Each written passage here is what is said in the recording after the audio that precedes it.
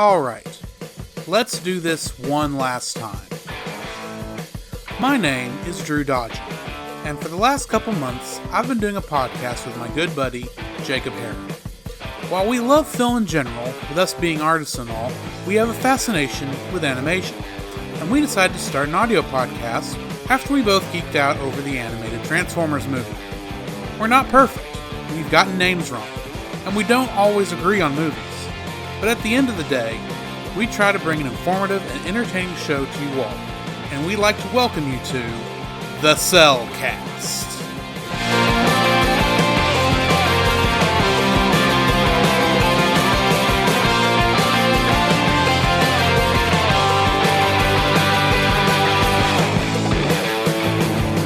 Hello and welcome to another episode of The Cellcast. Joining me this morning is a man swimming in tree stars, Jacob. Why, thank you. And I'd like to introduce our co-host, a man who just had to get stuck in a tar pit. Welcome, Drew. Well, that was the last time I went to California, so... Anyway, how are you doing tonight, Jacob? Man, I'm doing good. We are coming off... For this morning, whatever time of day it is. Whatever time this, going to be... Whenever y'all listen to it. Exactly. Yeah, I'm doing pretty good. Had a long day at work. It's been 3 days, technically, ever since we recorded our last episode. Right, because New Year's was a thing. Yeah, exactly. And now we're back on schedule as things go. As things go, yeah.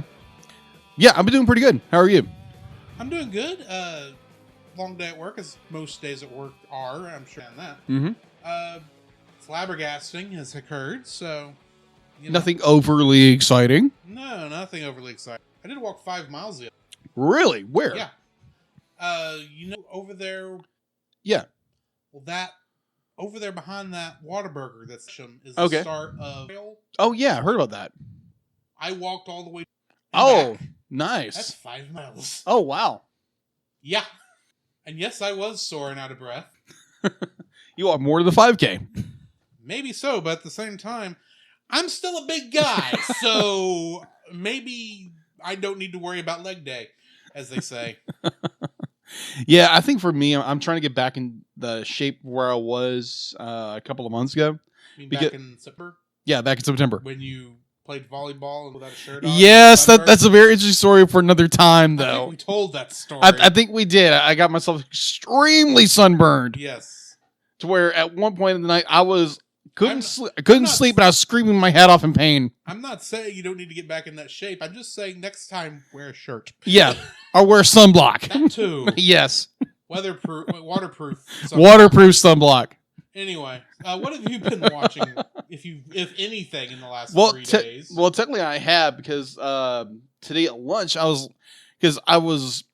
watching a YouTube video this morning about Transformers, of all things. Exactly. And so one of the episodes is Transformers: The Basics.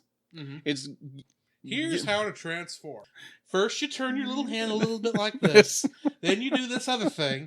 Just remembering those when you bought a Transformer. Oh, yeah. The instructions on how to do it. And you looked at it once and figured it out, and then you just made your own way. Yeah. And your own transformations. Right. Be like, kind of a weird sign, but like, I nearly bought a Transformer just a few days ago because they're, again, nostalgia. And I was like, ooh, they've got the newer toys out in which they're like, the function is, the transformations are really cool. But I digress. So I'm watching this episode of Transformers: The Basics, and they do one on Cheetor from Beast Wars. Okay. And I was like, ooh, I really like that character. He's basically this generation's Bumblebee. Yeah. And in the episode, they mentioned like, oh, Cheetor is in this new series, Transformers Cyberverse. I'm like, ooh. And I was like, ooh, I wonder. So I checked it out on YouTube, and sure enough, he's in the episode. I'm like, oh my gosh, that's so cool. So yeah, I was geeking out over watching. Maximal? No, because they have him go full on.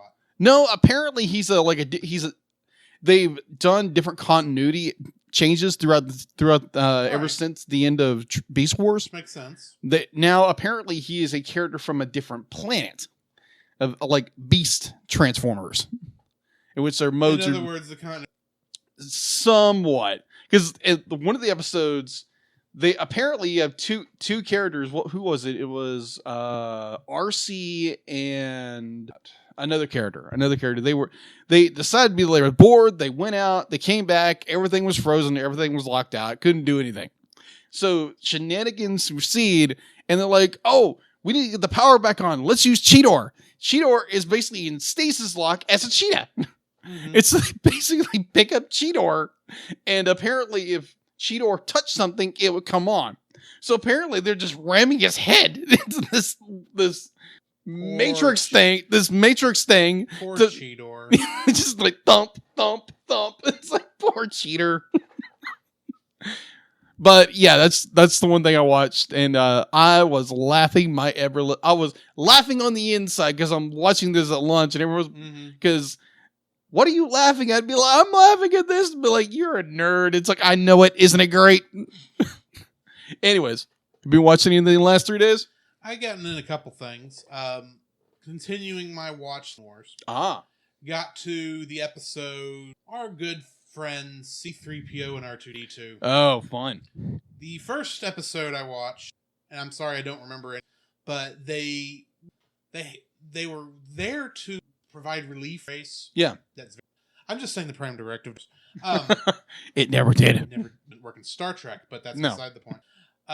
So apparently they're on. Okay. And the tribe people know how to go take care of this, despite the fact all the clones that are actually doing the work tell them to do all that. So they end up tricking C-3PO and R2-D2 down this hole that is this other underground world. Right. Filled with fairies, in essence. Filled with fairies, for instance.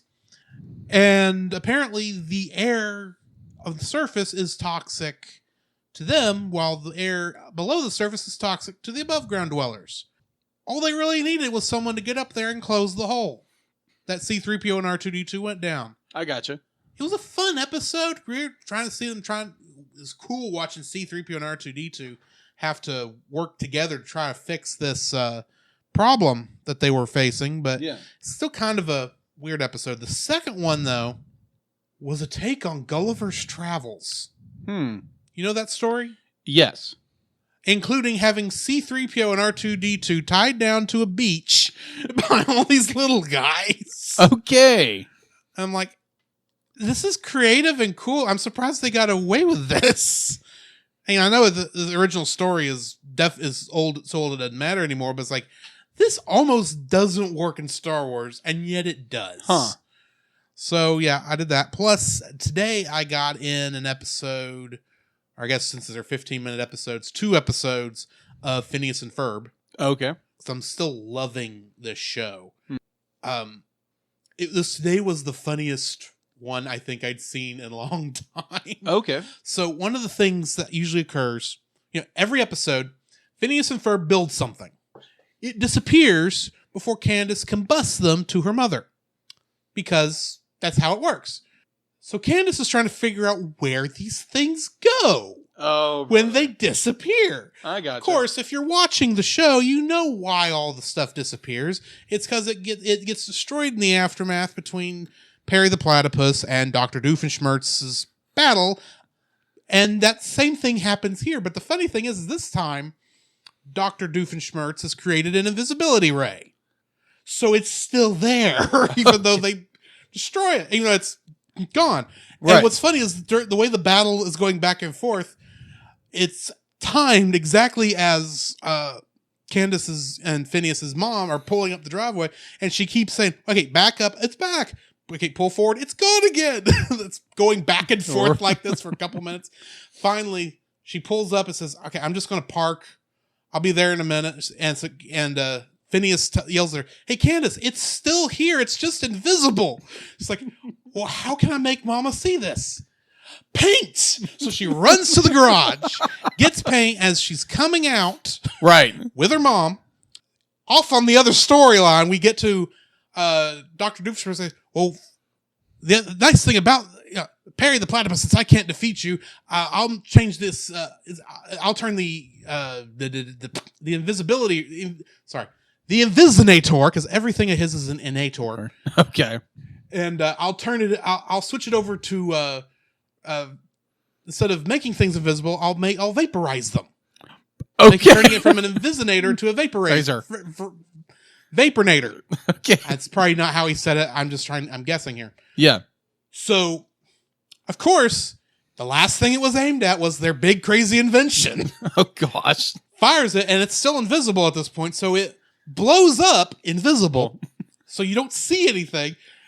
And Candace is running it with this campaign. Look, Mom, look. And she goes and throws it right where the thing's supposed to be. It's not there anymore. And just the paint splashes out all over the ground. She's going, oh, I give up. I don't even know what's going on anymore. She's, Candace, I know you're having the summer's been hard on you dealing with your brothers and you're under a lot of stress.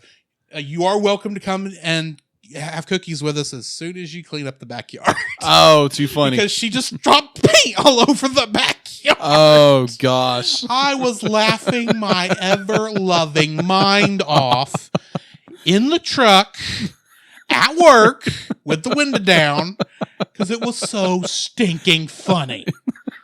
And it wouldn't be this funny if it weren't for the fact that I've watched all the other episodes before and I know what's happening because there's a formula they follow. And the nice thing when the show has a formula, when they mess with the formula, it's hilarious because it still follows the rules of the formula. Okay.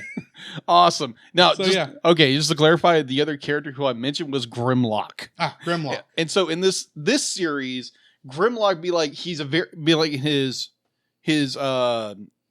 Transformer mode be like he's a very intelligent character who's very witty. Wait.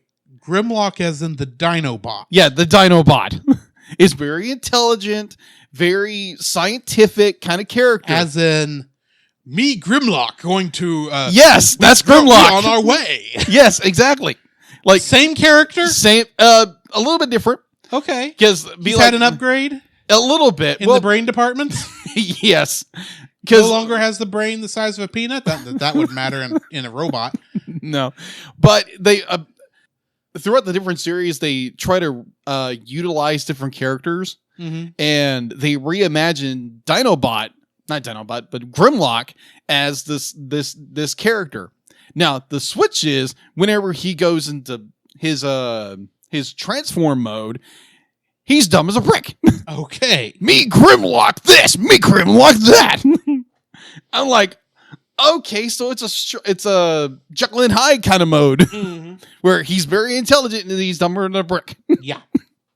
So yeah, very, very funny of where these two characters are trying to figure out how to make everything go back to normal without killing everybody and themselves. So yeah, it's very funny. All right.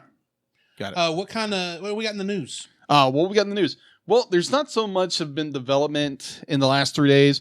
The only thing that I've noticed was the Golden Globes recently wrapped, and the winner of the Best Animation Film for 2020?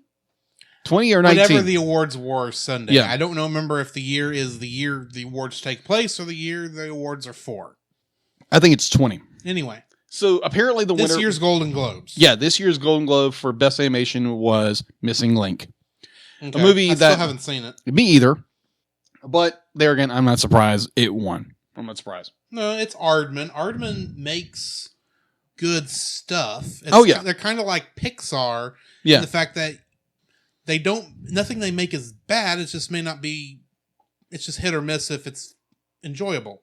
If that makes any sense. It's always technically very good, but storyline wise is not always the case. And I haven't seen it yet. So. I got you. Me either. But someone will probably review it. Oh yeah. We got to go. Eventually we'll have to go through most of Aardman's library, what we don't review in Roll. Gotcha. All right. So yeah, that's all the news I can think of. It's all the news I'm aware of. All right. So we should go into our spoiler-free review of The Land Before Time. Yes. Since this is your movie, you start. All right. So The Land Before Time, we discussed this earlier before we recorded, but it's kind of a flip from My Muppet Christmas A Carol? Muppet Christmas Carol.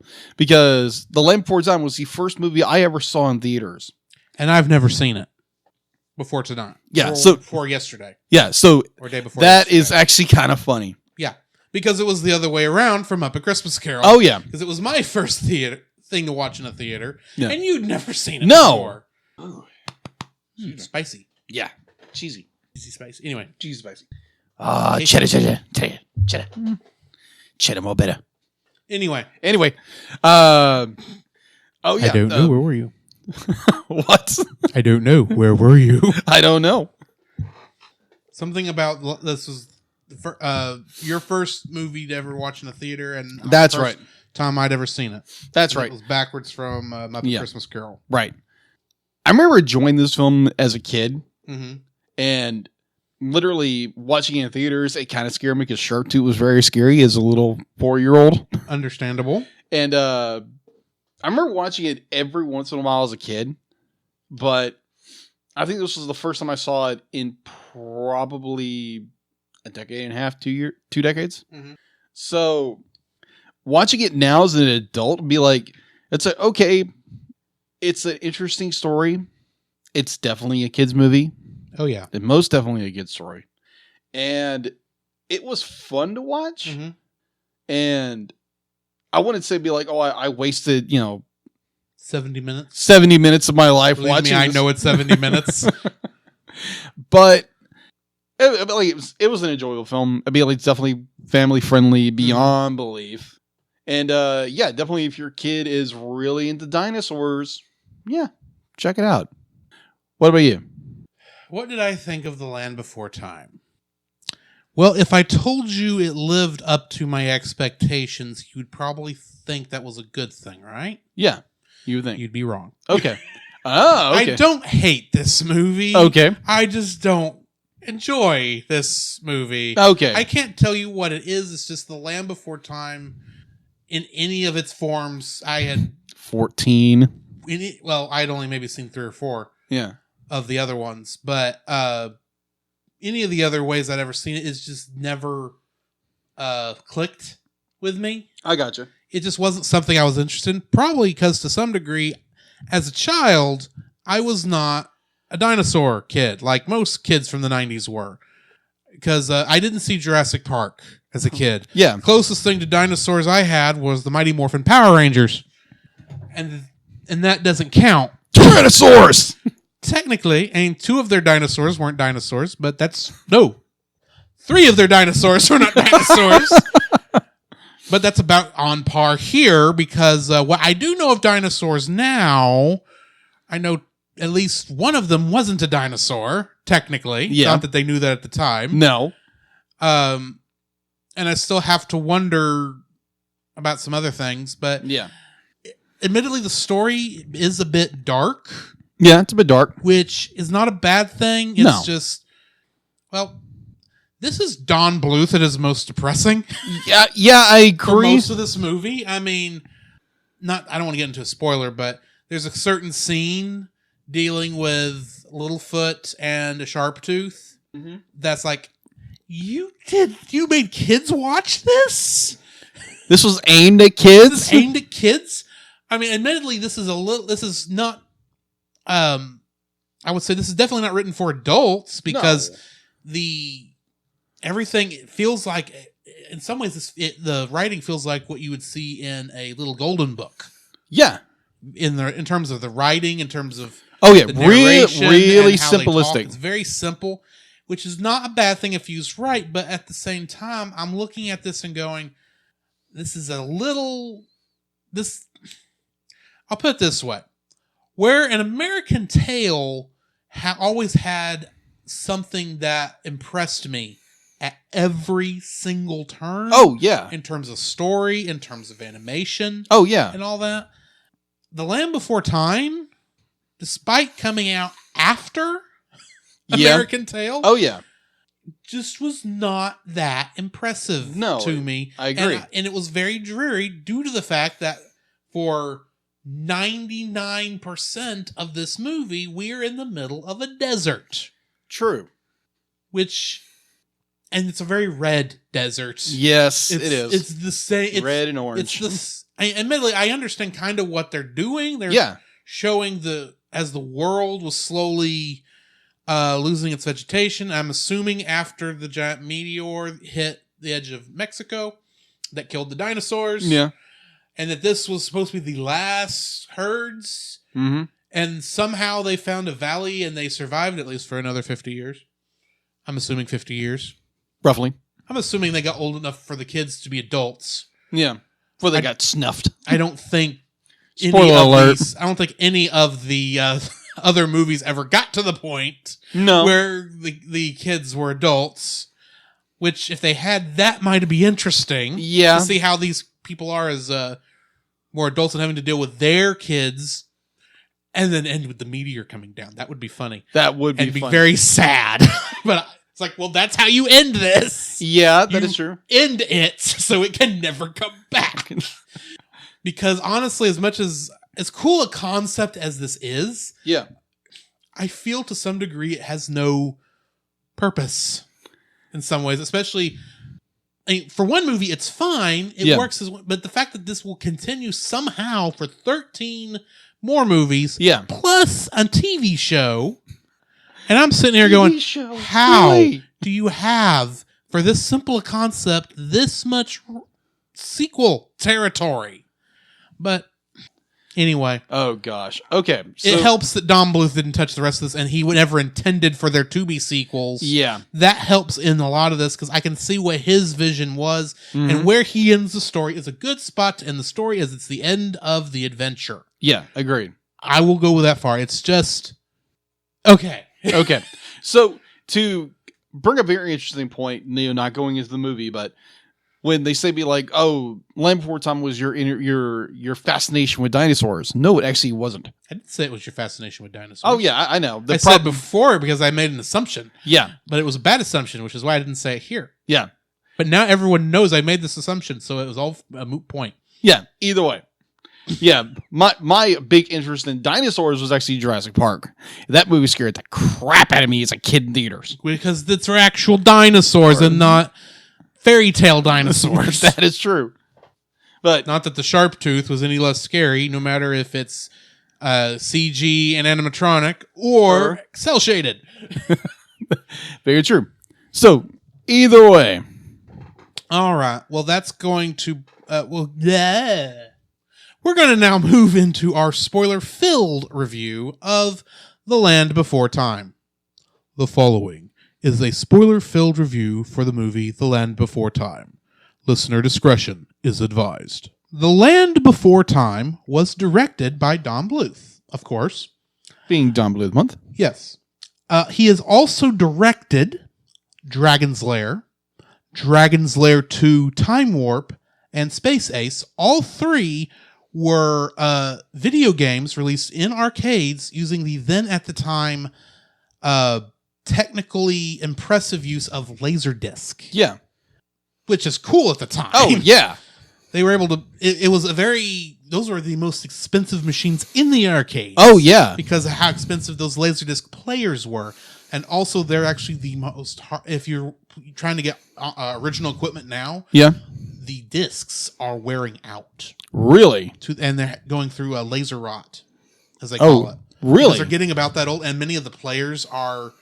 You have to do extensive repairs. Really? Well, because, I'll give you an idea.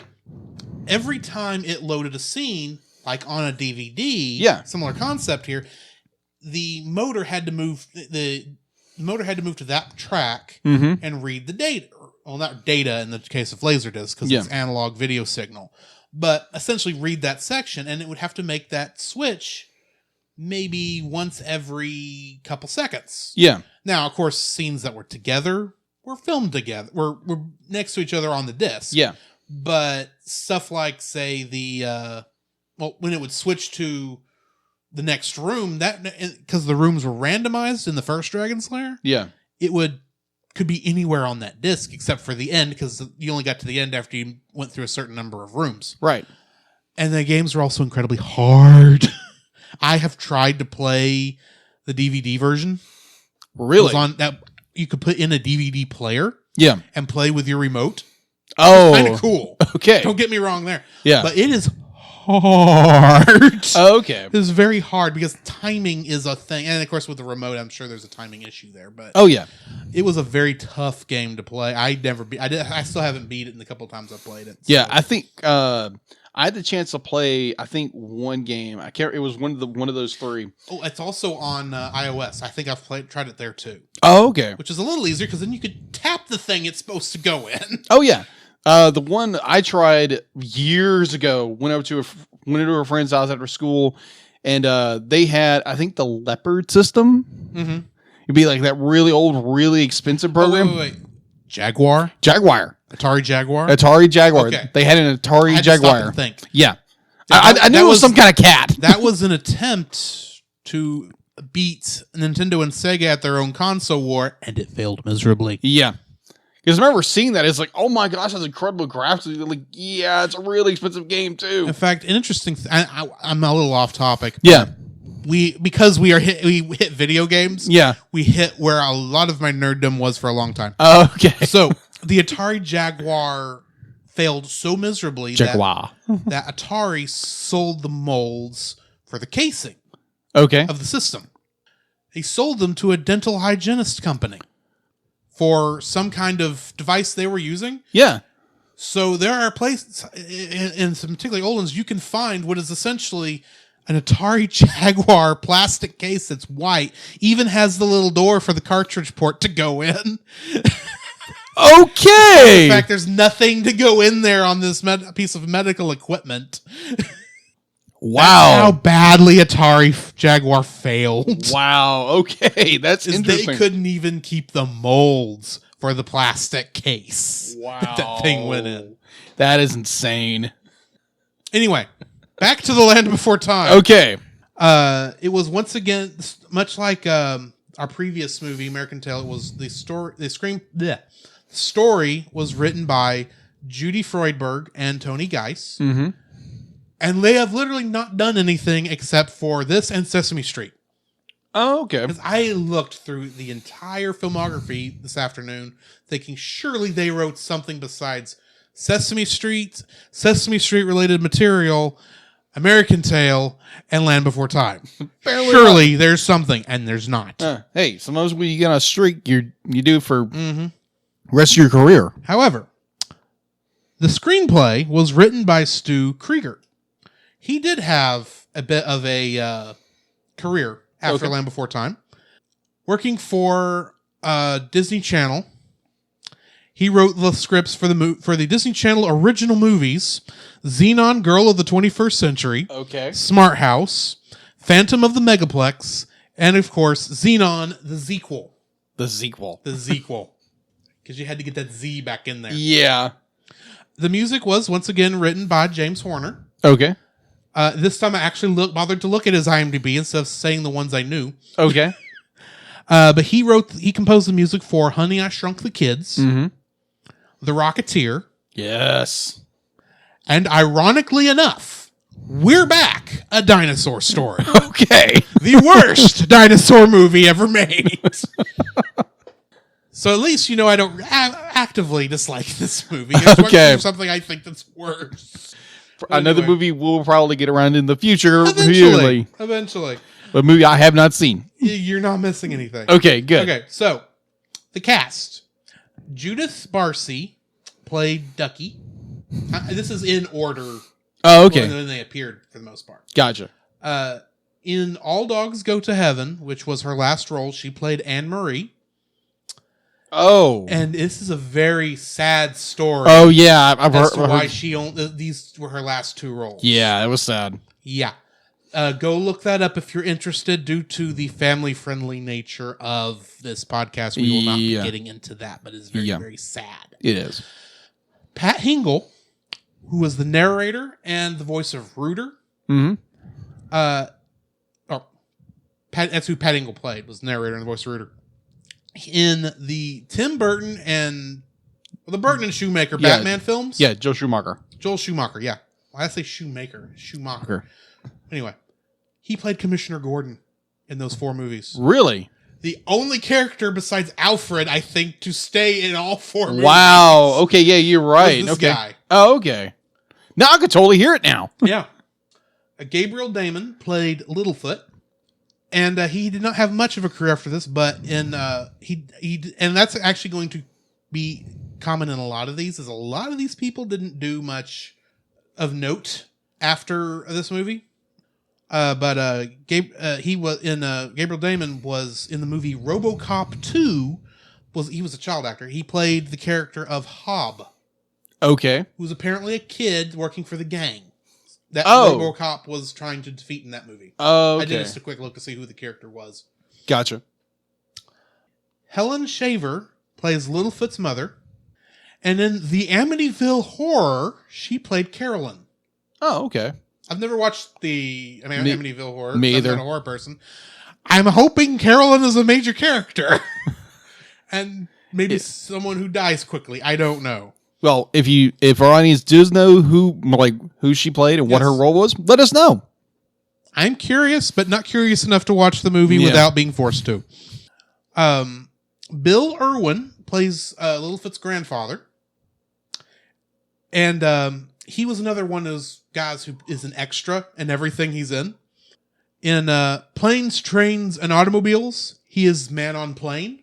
Okay. And in Home Alone, he was man in airport. Okay, then.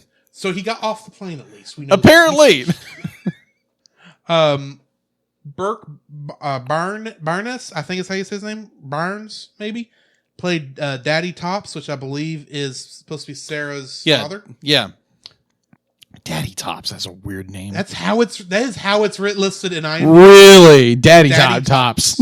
I'm curious enough to plug the movie in to see how they credited him in the actual credits of the movie. But on IMDb, he was listed as Daddy Tops. Wow. Okay. In the horror movie Child's Play 3, Okay. he played Sergeant Clark. Okay. I don't know who this person is, so anyway. Candace Hudson plays Sarah, Okay. and pretty much she reprised this role in Land Before Time 2, 3, and 4, and that's about it. Huh. Which is kind of also sad, but in a different way. Yeah. Will Ryan was Petrie, Okay. who, if you remember, was Digit in American Tail. That's right. He was also in the television show Courage the Cowardly Dog. Okay. He played the Duck Brothers. Okay. Never saw it. Okay. They were aliens Okay. who were trying to get Muriel to eat their egg for some reason. And of course, Courage was trying to stop them because that's the thing of the show. Yeah. All right. So, Diana Ross Mm-hmm. played the Balladeer, which I couldn't figure out what that was. The Balladeer. That's how it's listed. It was an uncredited role technically for her. okay. And I could not find what the Balladeer was, Huh. but it's in the movie somewhere. Okay. Maybe it's the song she sings at the end of the movie. They give her a credit as a character. You know, that actually makes more sense. It does. Balladeer. It's a I don't ballad. know. Why didn't they just say the singer? I would know that. But anyway, in The Wiz, Yeah. she played Dorothy. Okay. And Joe Ranft played Spike. Spike had a voice. Wait till you see. Okay. But besides Spike, he played Lenny the Binoculars in Toy Story, Okay. Heimlich in A Bug's Life, and Wheezy the Penguin in Toy Story 2. Okay. He was actually an animator, and these are all cameo roles. Really? Okay. Yes! Okay, that makes sense now. Yeah. And last, but most certainly not least, our good buddy Frank Welker Surprise, surprise. Nowhere. was another voice for Spike. Oh, he was the chomp, chomp, chomp, Maybe, chomp, chomp. I'm guessing. He also He played... grunts. He also played the Sharptooth Okay, that makes sense. and the Domehead Gang. The dome. Oh, The yeah. dinosaurs. He played all the members of that dinosaur. Yeah. gang. And because after we got done recording last week, Yeah. you pointed out that I somehow could not find anyone for An American Tale that was in Kingdom Hearts. Oh. I expressly did a Google search to find if Frank Welker ever voiced anybody in Kingdom Hearts. He is the voice of Experiment 221, aka Sparky from Lilo and Stitch universe. Yes. And he appears in the game Kingdom Hearts Birth by Sleep. You are welcome. Your turn. Literally, drop mic. Yes. Very That good. was so much fun when I saw that. I was like, okay, good. He did play a character. I wonder if that was if he actually came in to record or if that was archival footage. I don't care. Very good, sir. Very good. All right. So, production company was Ambient Entertainment with Lucasfilm Yes. and also Solomon Bluth Incorporated. Yes. All right. It was distributed by Universal Pictures. Mm-hmm. It was released November 18th, 1988. So that means I've been about 4. No, about 4 or 5 years old. Yeah, at this point, been 4. I'd be 3. Okay. I'm not sure how that works in the math. Oh, we're very close. Yeah, we're relatively close. We're like within a year of each other. So Yeah, roughly. Because I was born at the very end of 82. And I was born at the end of 85. Okay. That still doesn't work in the math. All right. End of 82, 87. You'd have been a little over 5. Okay. You've been about 5. Close to, Yeah. I don't know the exact month. That's but right. That's right. That's You'd right. be 5 and I was... Yeah, I would have been turning 6.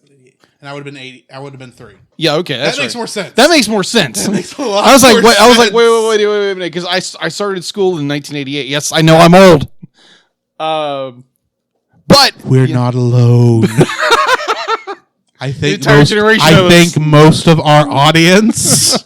are this age. Yes. All right, so Don't feel bad is what Yeah. I'm trying to say. I got you. All right, moving on. All right. Moving right along.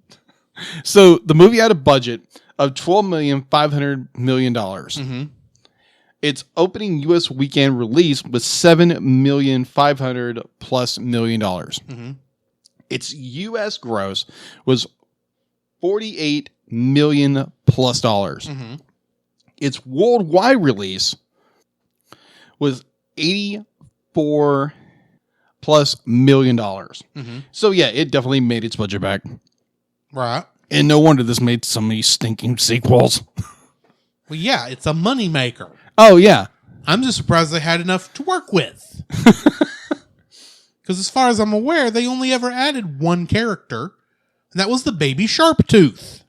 They added a baby sharp tooth. Oh, I remember this because it was like in movie 4. I remember seeing the commercials for it and going, what's wrong with adding a Tyrannosaurus to the group?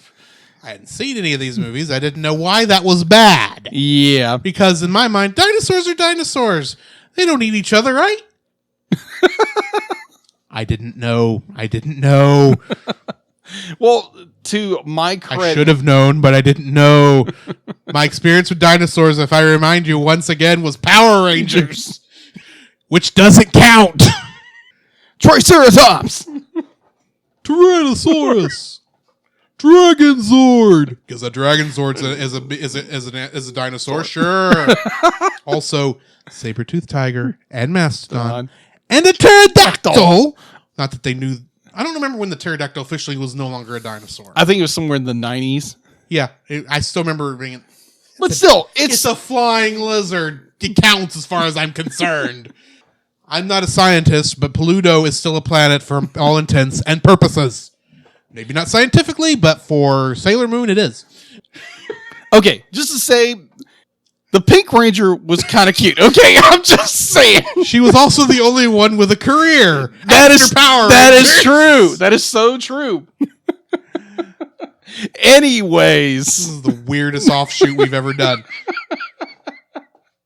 Okay, back to. back to the movie about dinosaurs.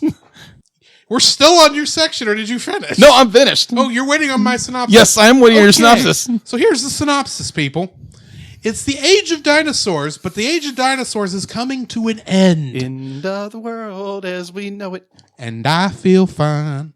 So, as the world is slowly ending, the dinosaur herds are slowly making their way across the countryside trying to find what in their mythology is called the Great Valley, a promised land where there's green trees for as far as the eye can see and no one will ever run out of food. Bull hockey. Yeah, this sounds like another synopsis from another movie we just recently recorded. Yes. There are no cats in America, and there are tree stars as far as the eye can see in the Great Valley. You believe it? So, on their way, a herd of brachiosaurs, or brontosauruses, as we call them, or as they themselves call themselves, long necks. A herd of a grand total of 3, a mother and one dinosaur and 2 others, the mother gives birth to a little one that they call Littlefoot. Littlefoot, despite being a kindergartner's dinosaur brought to life. Yeah, pretty much. And also kind of, while brave, kind of the dorkiest little thing that ever existed. That is true. Gets himself separated from the herd by chasing a baby triceratops by the name of Sarah. With a C. With a C, because it's Ceratops, I guess. Yes, it's Ceratops. Expect there's supposed to be a T in Triceratops. Anyway, there's supposed to be a tri, and admittedly, she doesn't have 3 horns. No, she's a 2-horn. She doesn't even have 2 horns. She has a 1 horn. She has whatever this hair thing in the back is called. Admittedly, all the other Triceratops have 2, but she hasn't really gotten her horns yet, except for the little bitty one on her nose. Yeah, so she's a warhorn. She's a unicorn. Anyway, tell me I'm wrong. You're not. So, they end up getting separated from their herds because of prejudice and fighting and blah, blah, blah, blah, blah. So, and tectonic shifts. And there was an earth shake. Yeah. Not an earthquake, an earth shake. Because if you change one letter, it makes it a new term. It makes it a new people who used to be, anyway. So, along the way, because prejudice requires that the long neck and what do the Triceratops call 3 horns. 3 horns, sorry.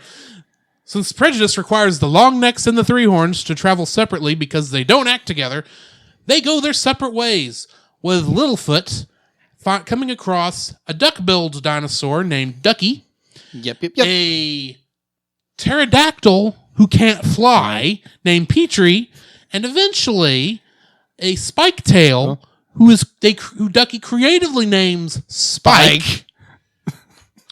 And eventually they'll run into Sarah again. However, Sarah's got bad news. She's found a sharp tooth. It's the same sharp tooth that, I forgot to mention, killed Littlefoot's mother. Because that's not depressing at all.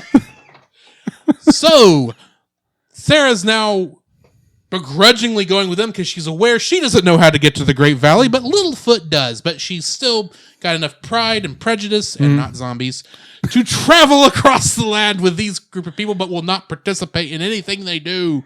It happens to disappearing. And even when they think they find the Great Valley, she says, I claim it! And they get there like all the dinosaurs that we have no idea what they are. They kind of look like brontosauruses. Yeah. But they're not, and they eat way too fast. Yeah.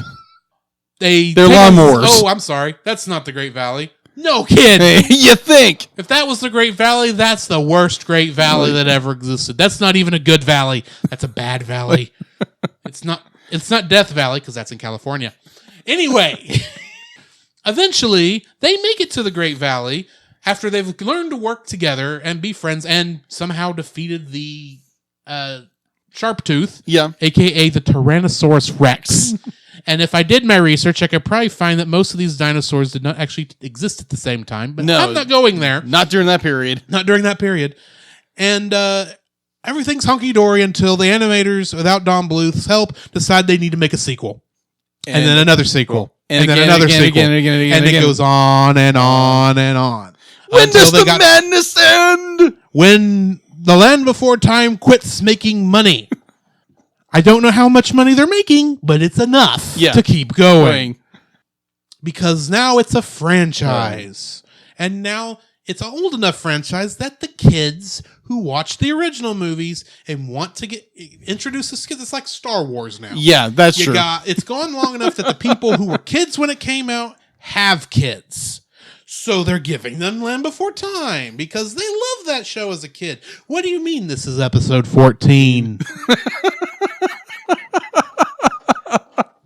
What do you mean this is now digitally animated and looks nothing like the original cel-shaded animation? What do you mean there's a television show? I may be a little jaded. just a Despite little the bit. fact I am not that big a fan of this movie. Anyway, since I went on my little tirades rant synopsis thing, what is the first thing you liked about this movie?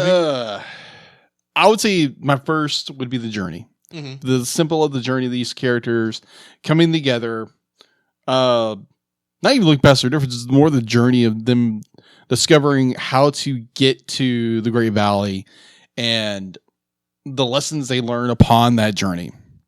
And now, granted, as a very small child, a little 5-year-old, be like, I didn't get any of this because I was hiding underneath the seat. Right, because the sharp tooth could come out at any moment. Exactly. He quite a few times. But yeah, it was a lot of the journey. A lot of the journey and the like they always say, it's a journey, not the destination. And this is so much of the movie is the journey. Mm-hmm. The journey, and yeah, I'll get into that somewhat later in the dislikes. Yes. What about you? I liked that each of the characters are fully realized. In many ways, I think looking at this ahead of time, Yeah. I kind of thought that Littlefoot, being the main character, was who the story would fully focus on. Yeah. And everyone else would just have their little short thing to say, oh, here's the guy you run across, and here's the cool thing he does that will save the world. No, they all have their own story. They're all trying to get to the Great Valley for their own reason. For the fact most that part. it's the same reason is beside the point. Yeah. Except for Spike. Yeah. Spike is just there to be there. Exactly. He's not even aware of what's around him. Uh-huh. And all the characters have distinct personalities. I mean, you've got Ducky, who they're always optimistic. Yep, right there all the time. And always kind of a bright ray of sunshine with whatever's going on, even though she's yes. she's like a little bit annoying. You've got Petrie, who obviously is an overthinker. He's shy. Uh-huh. And when he finally does fly, spoiler alert, you do actually feel good for him. Yeah. But at the same time, it's like, After getting nostril from you do something, Petrie. Well, And he Spike- does a lot more Yeah. than Spike does. But Spike is an enjoyable lump. He's the guy you see there. It's like, okay, that's cool. You're there. You're just there for a good time. He's Winnie the Pooh without the honey Yeah. and the personality. Yeah, Because he's just that's kind true. of there. He's kind of the And- he's the goop And the kudos- pseudo's muscle. And kudos for Ducky adopting him into her family, despite the fact her mother and father didn't have a word in it, saying it. Yeah, it was just kind of weird. They just kind of accepted and, it. and he's my brother now. It's like, okay, that Weird. works. That is weird. It's just weird, but hey, he didn't have a family before, and he was kind of hiding in his eggs, so I guess he didn't have a family. Yeah, they all left, and it's like, oh, never mind. Yeah. Let's leave this guy behind. So yeah, and then of course Littlefoot is obviously the most well-realized character. Yeah, he's more fleshed out. but he's also kind of the most. He's the one that stresses me out the most because it's like, do something, you stupid brontosaurus. You could have been there a lot faster if you just not been. I mean, okay. He is mourning. He's mourning for his mother. Yes. Granted. And to some degree, when you see the shadow, which is his shadow, and Yeah. he thinks it's his mother, and I realize he's probably not even a week old for most of this movie. I'd say give it a couple of weeks at least. A couple of weeks total. But this scene he's like maybe a week old. Yeah. I understand he's mourning and he doesn't quite understand what death is because his mother is the first person in his herd since he's been born who's died. Yeah. So I understand his problem there. At the same time, it's like, that's your own shadow. You should have been able to tell that from from the distance you were at because it's moving the same way you're moving. And And then the tree star. Okay. That dumb tree star. Okay. Yes, I recognize it was a gift from his mother from the dead. And that's how he saw it. That's why he thought it was important. Yeah. It's food. Eat it. You could have had a lot better thing if you'd have just slowly, I'm not saying gobble the whole thing down in one go, but between you and the other 4, because this was before Sarah joined the group, Yeah. slowly work on that little bitty leaf for as long as possible so that you can survive. Don't put it on your back like a doily. Don't roll it up and then get mad at Petrie because he's tearing the tree star. It's a leaf. It ain't gonna last long. It's your food. Okay, so I'm sorry. This is not my dislikes. Believe it or not. Okay. I love how the characters have their good points. Yeah. And the other bad points. They're all well-rounded characters Yeah. that both annoy me and make me happy at about the same rates. Okay. So, what's your number 2? Okay. I realized I kind of went on a little rant there. And No, you're good. You're good, man. I'll get it later. My number 2 is Looking Past Prejudice. Yes. And there again, looking at it when I was 5 years old, I didn't see this. Now, as an adult, I do. Mm-hmm. And I thought this was a stroke of genius looking at the fact that you have long necks and you have 3 horns. They don't mingle. You don't interact with each other. Be like 3 horns only are 3 horns, and that's all you have to be. Mm-hmm. And that is very definitely for our culture now, and definitely then, was the fact that we were so divided when it comes to like race and everything else. So it was this character of Sarah. It's like, okay, now I am alone, and her very vain attempts to be like, I'm still going to be a loner because I'm not supposed to hang out with anybody else except another 3 horn, and there's nobody else. And the scene that kind of culminates that is where all the dinosaurs are huddled around Sarah, and then one by one, they all go to Littlefoot. Mm-hmm. And then she's standing there all alone, all isolated, and she could have stuck with her prejudice and be like, no, I'm going to do this by myself. But she realizes she needs warmth, she needs comfort, and she needs that security of others. Mm-hmm. And so she finally kind of joins the group in that, with sleeping within that footprint. Begrudgingly, yes. Begrudgingly, yes. But she does, in a way, kind of represent us in a way. Mm-hmm. Not all of us, because not all of us are prejudiced or anything like that. But the idea that we do kind of isolate ourselves with, our own kind, or maybe even a nerd, or kind of our own cliques. Our own cliques, exactly. Be like some people only hang around with nerdy people, or be like, I'm not going to associate with these kind of people because they're weird, or but like, why would I hang out with this kind of person? Because prejudice comes in different shapes, forms, and fashions. Yeah, and it's one thing just be like, you just get along with people. Mm-hmm. It doesn't matter if you're a 3 horn or a long neck or a duckbill or a flathead or a flathead. Be like, you are all flatheads and long necks are the same thing, by the way. Yeah.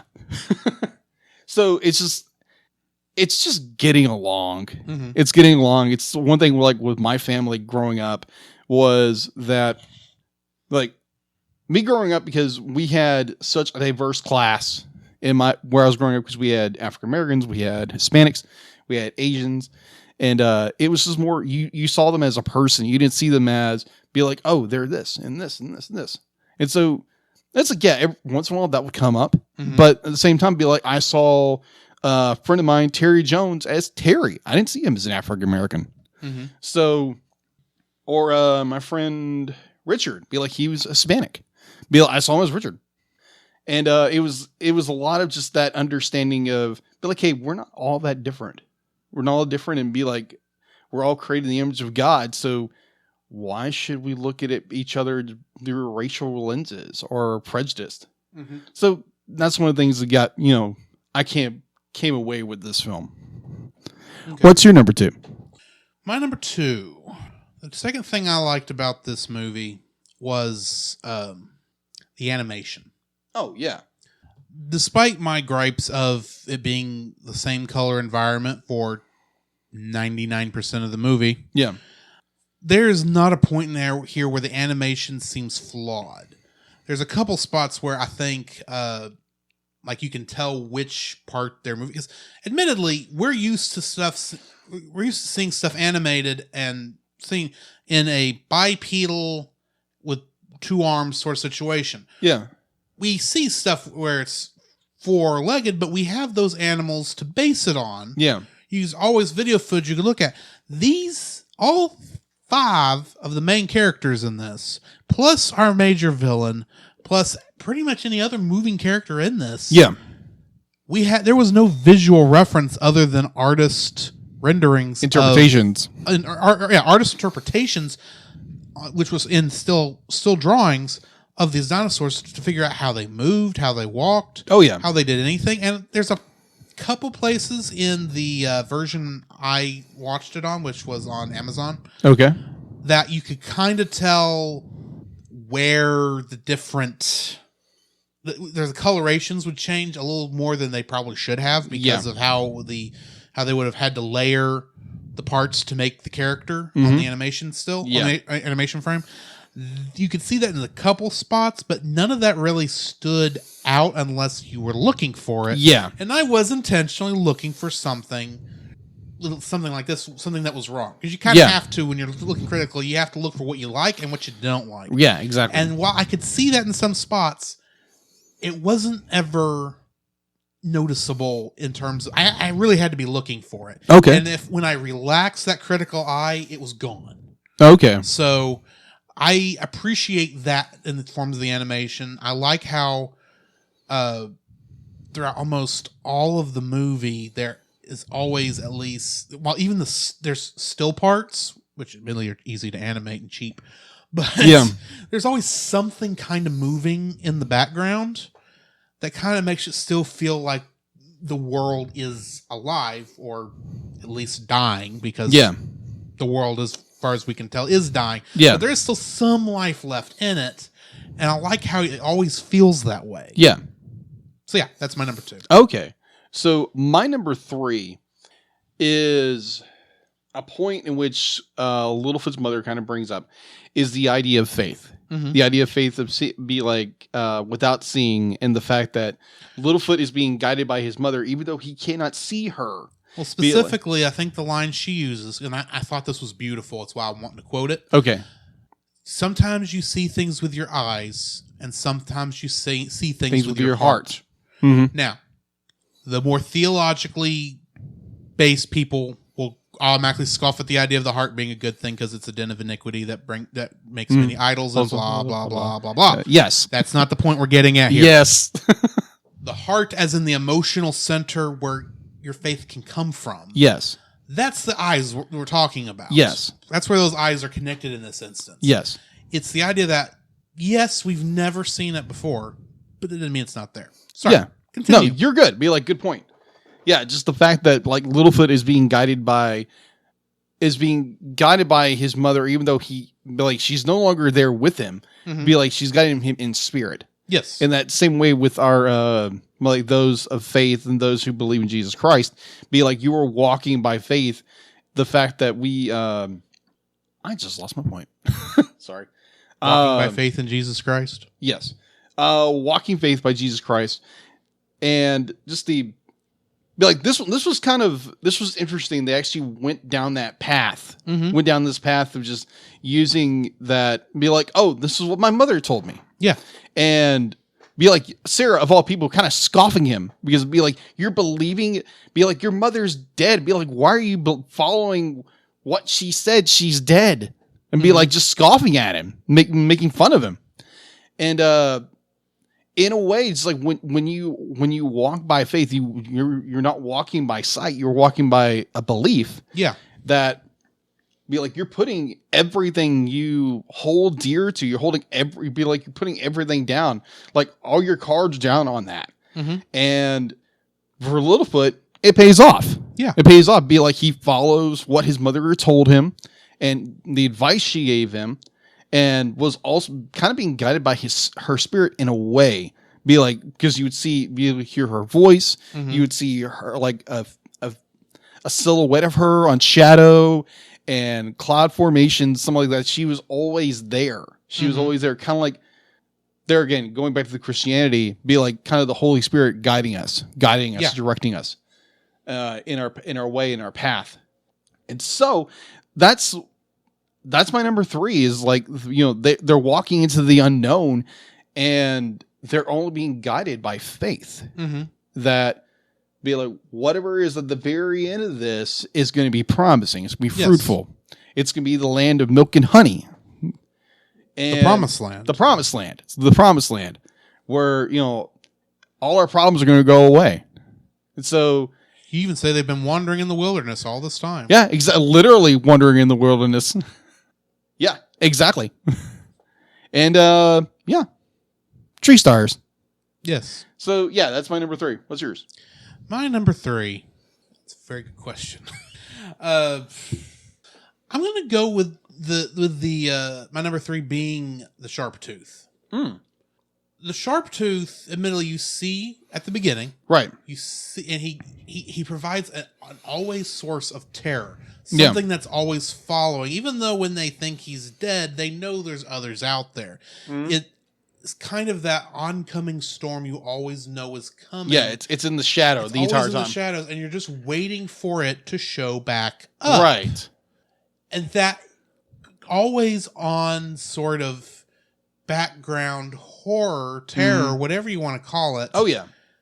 Is felt throughout the whole movie because all you need to see is that eye open.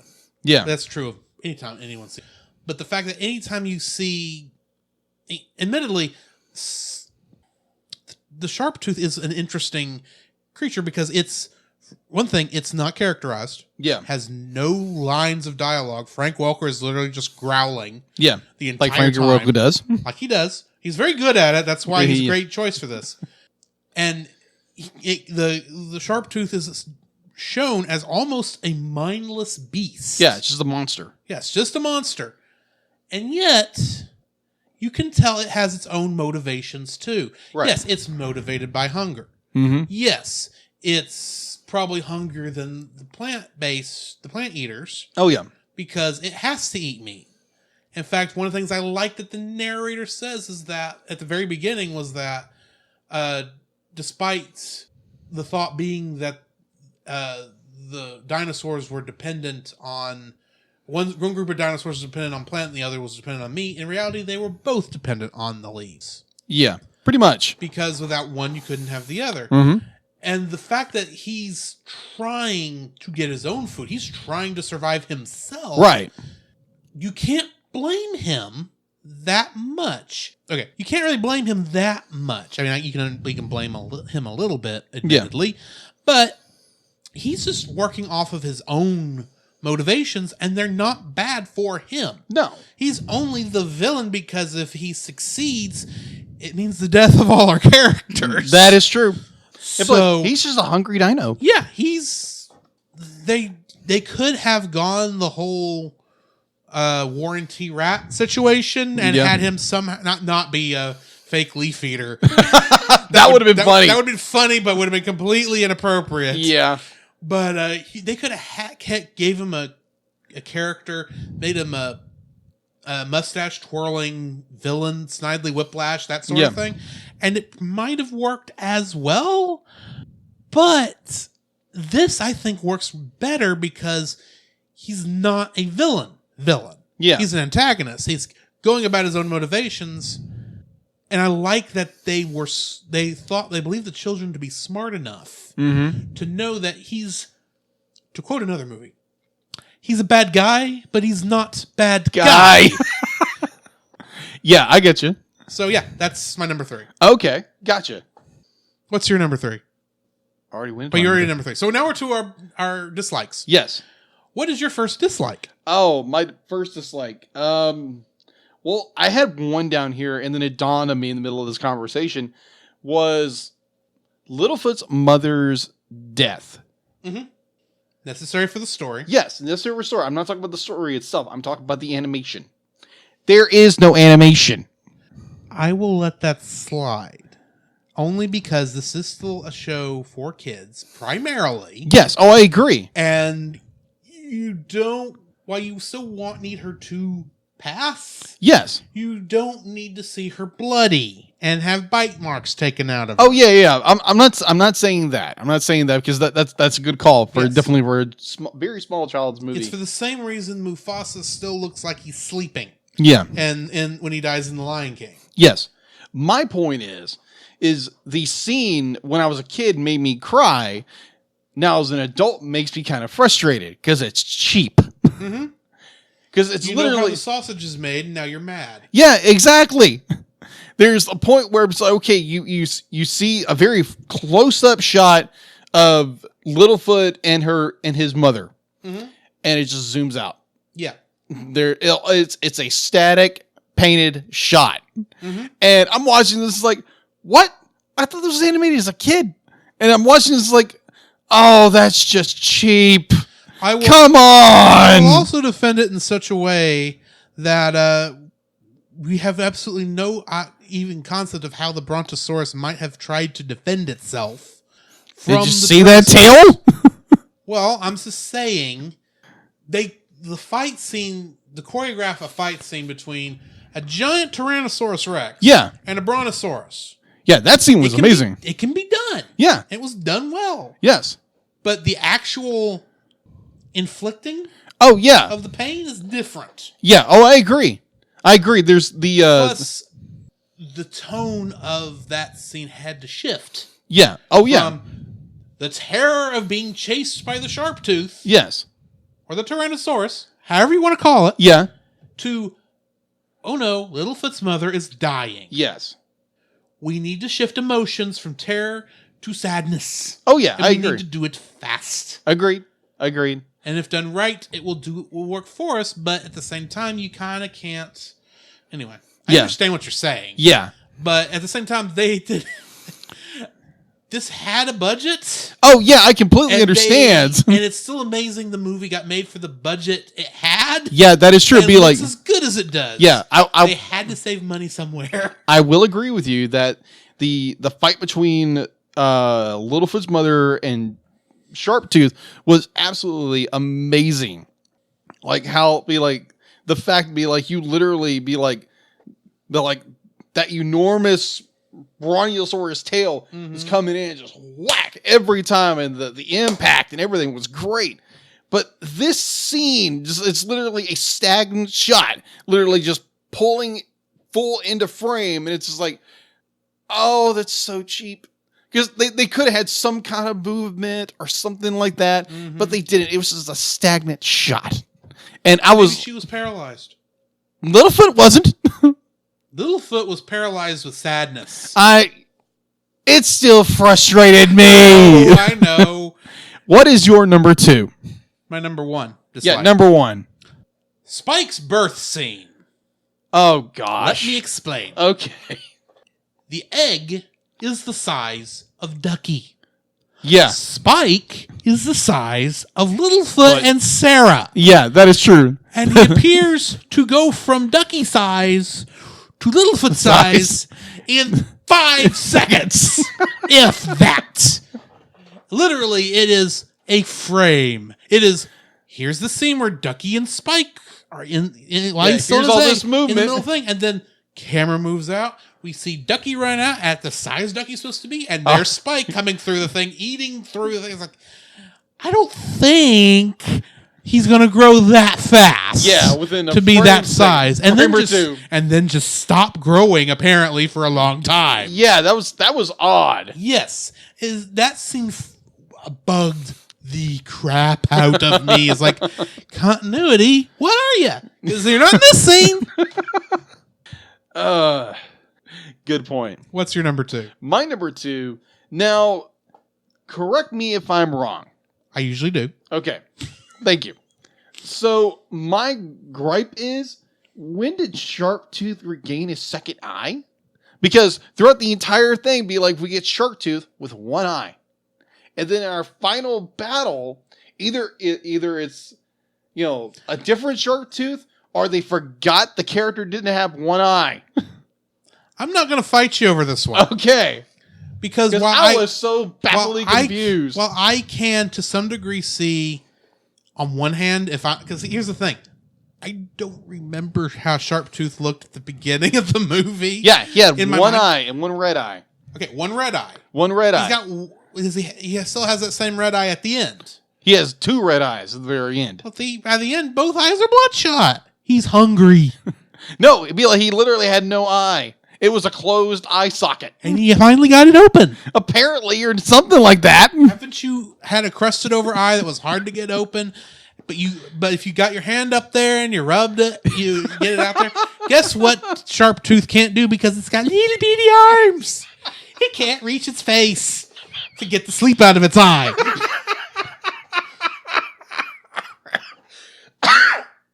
I am wearing the wrong shirt because that other shirt I've got Yes! with its Tyrannosaurus in a boat. That would have been perfect. Row, never mind. night. Good point. But yeah, it was. I don't know if it's continuity error or be like someone not paying attention, or this is another Tyrannosaurus Rex. More than admittedly, I think you could claim that it's a different T-Rex. Yeah. But I don't think it's supposed to be a different T-Rex. Yeah. I think what we have is a Fievel's hat situation. Yeah, I think so. They forgot something, and they didn't catch it in time before animation was done that they couldn't change. Yeah. Because there's literally one point where, what is the pterodactyl's name? Petrie. Yeah, when Petrie's... Petrie. Huh? Nothing. So when... Odd Connect. You know how Odd Connections form in my mind. We're not going there. I'll explain it later. Okay. So when Petrie finally gets his wind underneath where he can fly again, so he's pulling at I believe the eyelids of the sharp tooth. Yes. I was like, okay, there's supposed to be an eye in that socket. Where did that eye come from? Well, Be like, yes, it could be another shark tooth. Remember what I said a minute ago about how the little Tyrannosaurus Rex can't reach that to get sleep out of its eye? Petrie unknowingly helped the poor boy. Yeah, but his eye was open before that. And your point. Either way. It's a whole... The eye situation is a problem, I'll grant you. But it didn't affect me that much. Okay. Because I forgot that he didn't have one eye at the beginning of the movie. Okay, then. So what is your number dos? My number 2, dislike. It's 70 minutes long. Okay. And here's why I'm claiming. On one hand, I'm mad that it's 10 minutes shorter than the movie I needed in order to get on the 100 movie list that I'm on. Yes. It has to be at least 80 minutes, and this movie is 70. So that is one frustration. But I will leave that. That's not okay. Why. That's not the movie's fault. Okay. I can't use that as a critique against the movie. What I can do is the fact that this movie feels like they intended it to be a musical, but left all the songs out. Okay. There are a couple of times where it feels like they're trying to transition into a song. Okay, that makes sense. But of course they never do, because the only song in the whole thing is the end credits. Yeah. And oddly enough, all the others are musicals. Yes. This feels like it should be a musical. And there's plenty of times where it feels like the scene is shifting from dialogue to music, but it never shifts. And the fact that it's only 70 minutes long in an era where Disney was putting out hour and a half, and that's who they're competing with, so they at least have to put an hour and a half. Yeah. You would think they'd want to. It feels like it's missing about half an hour's worth of content, because it feels like there's supposed to be music there, but there's not. Huh. I admit that is a weird thing to think. Yeah, it makes sense. But it does feel... There's a couple of times where, for instance, there's that point where they're all kind of humming and singing along with each other, but it doesn't match what the background music is doing. Yeah, that is true. That feels weird. Okay. It feels flipping weird. It's like, this feels like a vestige of a song that is not there, but you already had this animated and you couldn't and because of how the scene flowed, you couldn't get rid of the animation. So you just tried to make it work, and it really doesn't. Oh, okay. That's just an example of what I'm talking about. There's a couple more subtle times where this happens, where maybe the editing was better. I don't know. I have no idea if there was even music intended, but it feels like there was. Okay. So anyway, that's my number 2. What's your number 3 dislike? My number 3. If you have one. I actually do. It's actually a physical problem with the disc I own. Good. All right. So besides it being 4x3 and pan and scan. Yeah, that is true. It is pan and scan. That's the problem. Yes. So that's why I went to HBO on Amazon to watch it in widescreen, because I wanted to watch the whole frame. That's just how I am. Yeah, that's understandable. If it's I didn't realize widescreen, I want to see it in widescreen. Yeah, I didn't realize this was in a pan and scan. I didn't realize it was a pan and scan when I started watching it. I was like, oh, okay. Didn't even think about it, because there again, my mind is going back to, oh, I'm 5 years old again, or I'm 7 years old again. The problem is it's been formatted to fit a screen that you no longer have. Yeah, exactly. So it's lying to you, because it says it's formatted to fit this screen and it's not. Sorry. And also, my main point is the digital transfer is absolutely horrendous on this disc. It's worse than you think. Okay. Because it's not just your disc. Okay. It's on the digital version on Amazon. Really? There was digital noise throughout the entire film in the visual. Uh-huh. Oh, yeah. White. Most of that's because, I'm going to call it digital noise. It's not digital noise. Yeah. This is actually my number 3 also. So okay. We're going to combine on this one.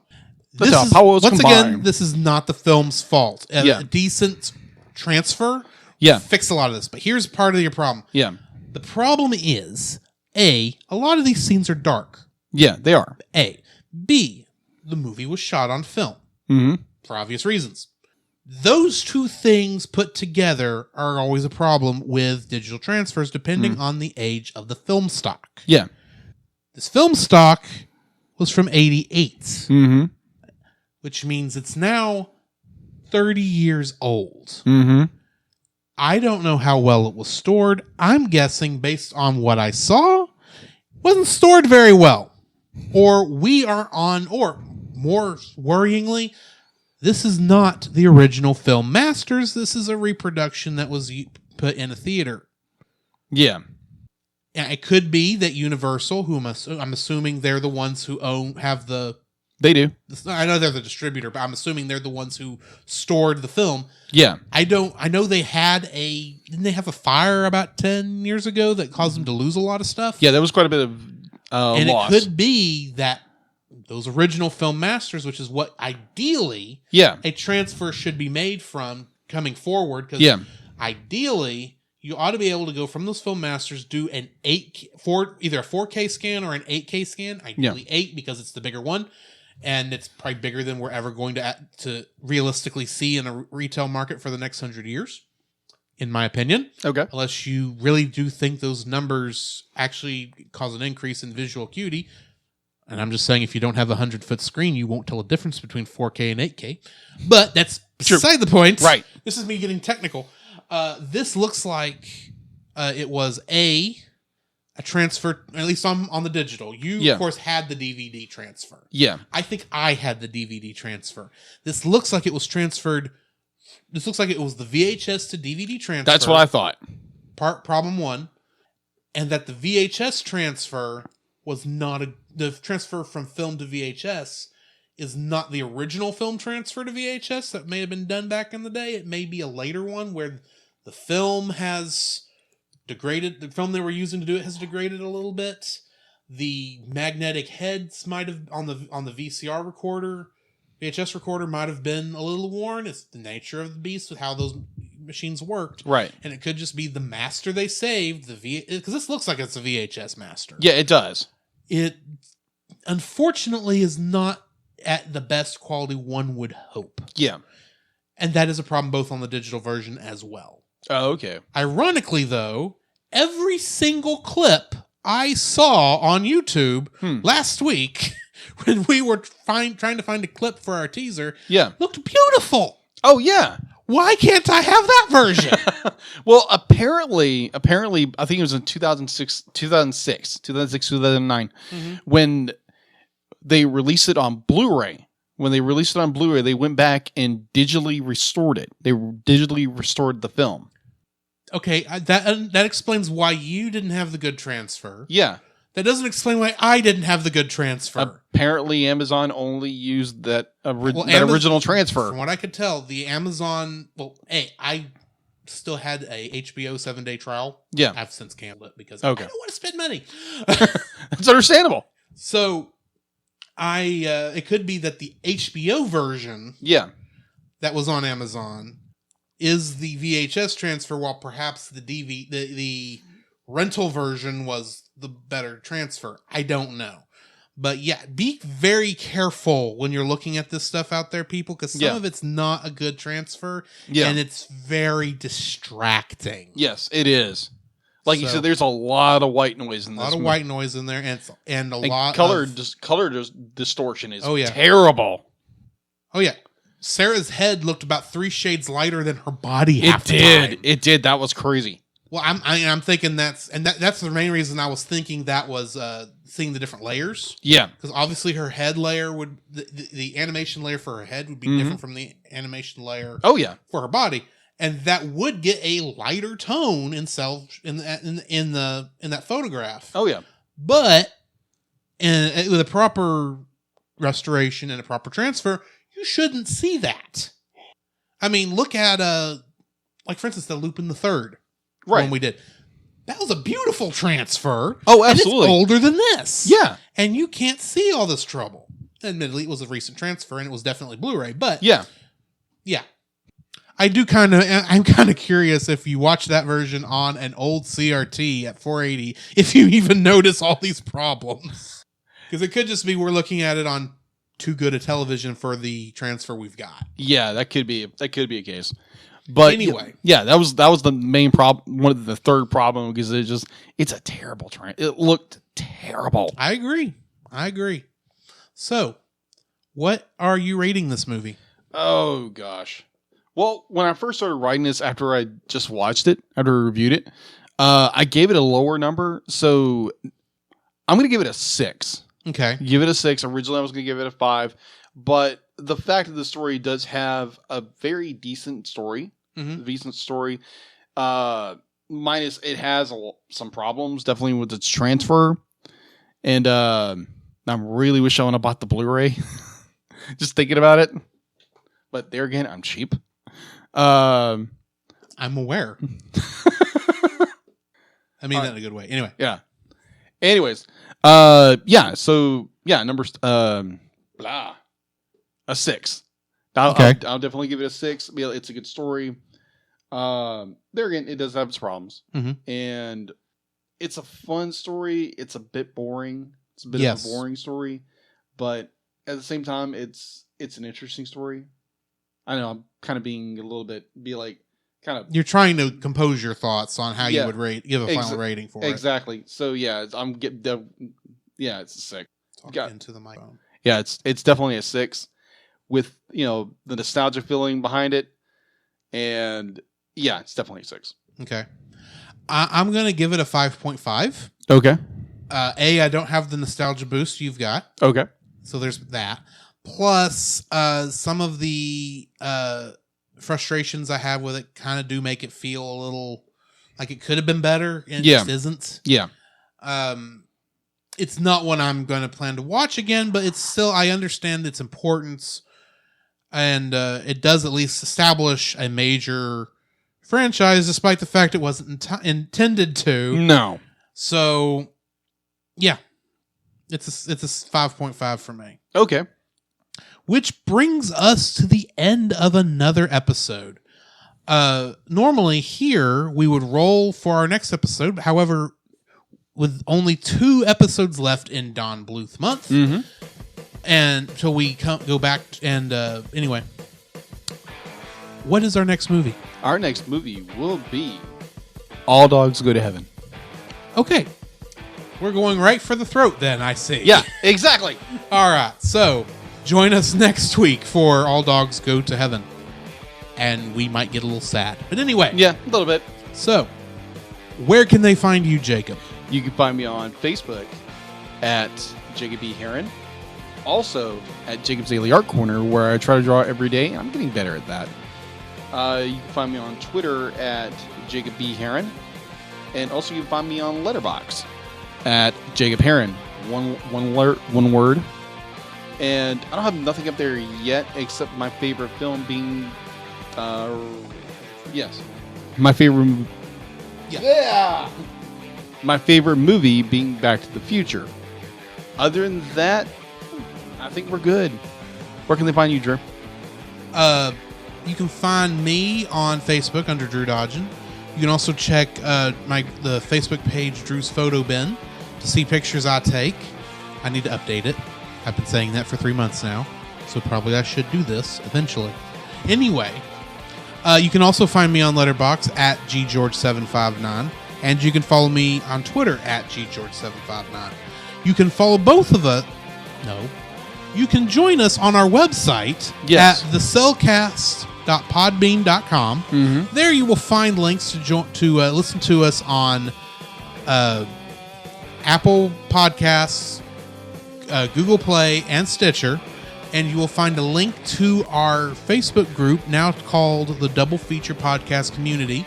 It is called such because we have partnered with a new podcast that we're on, called the Movie of the Week podcast, that you can hear us on over there, talking about live action movies. We do have a stacked year over there. Yes, we do. And Big it looks like stack. next year's going to be stacked too. Yeah. So yeah, come join us there for all the fun you can have with live action movies. Yeah, the shenanigans that come with it. Yes. Also, you can email us at cellcastpodcast@gmail.com. Please rate, comment, and subscribe to us wherever you found us, and share us with your friends. And remember that every time I've said the words "the Cellcast," that is with a single L. Have I missed anything? No, I think you're good, man. Okay, then. Well, in that case, this has been Drew. This is Jacob. And we will catch you in the next frame. Yep.